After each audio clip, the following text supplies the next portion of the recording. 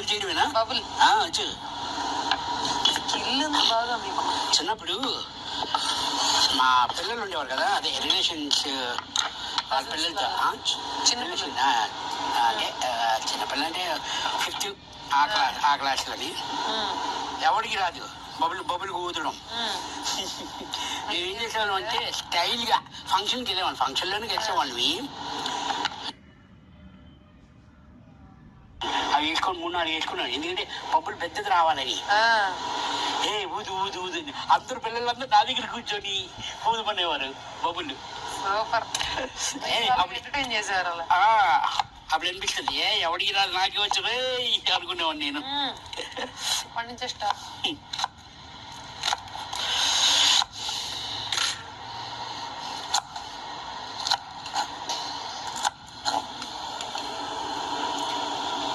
ఖుషి నాకే వేసివా?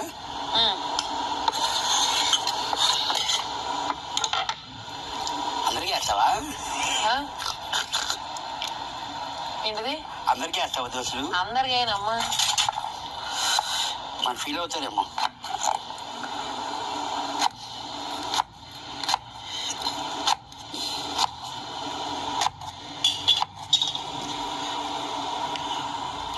ఇది 3 2 నేను చూపించిన నేను ఎంత గొప్పదాన్ని అనేసి.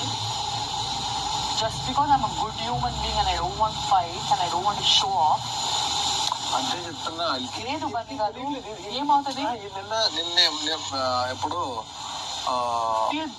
మానస్ వచ్చాడు కదా, మానస్ ఆడుతున్నప్పుడు నేను మానస్ని అడిగా, మానస్ ఒకవేళ వీలుంటే సంచాలకుగా నేను చేస్తాను, పాజిబిలిటీ ఉంటే నేను సంచాలకుగా నేను చేస్తాను అని చెప్పంటే షీ స్టార్టెడ్ బర్ని సార్ మీరు.